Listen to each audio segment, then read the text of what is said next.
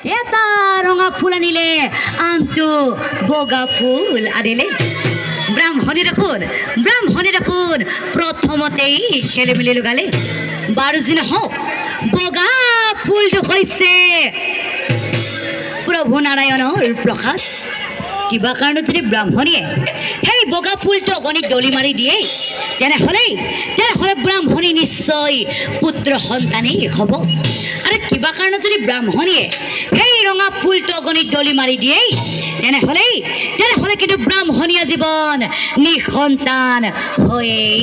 থাকিব পৰীক্ষা কৰিলা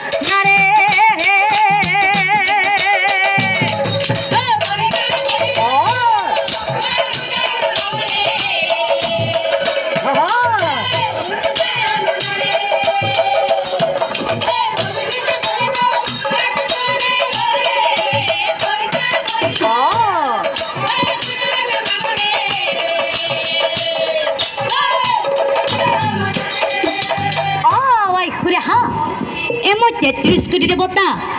মন্ত্ৰ জপি এই যজ্ঞলৈ নিমন্ত্ৰণ জনাইছো ঐ খুৰে হা তুমি এটা কাম কৰা তুমি মোৰ হাতৰ পৰা যিকোনো এটা তুমি ফুল লোৱা আৰু তুমি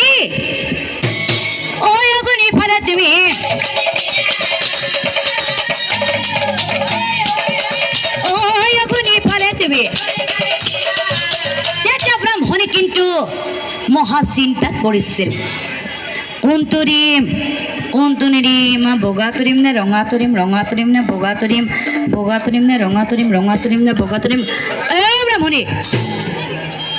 এই ৰচোন ৰ তই মোৰ মুখত দেখি পেলকে কি চাই আছ ঐ ভাল লাগছে নেকি ভাল লাগছি তুমি এনেকে মোৰ দেখি চাই থাকিলে হ'ব তুমি মোৰ হাতৰ পৰা এটা ফুল লোৱা আৰু তুমি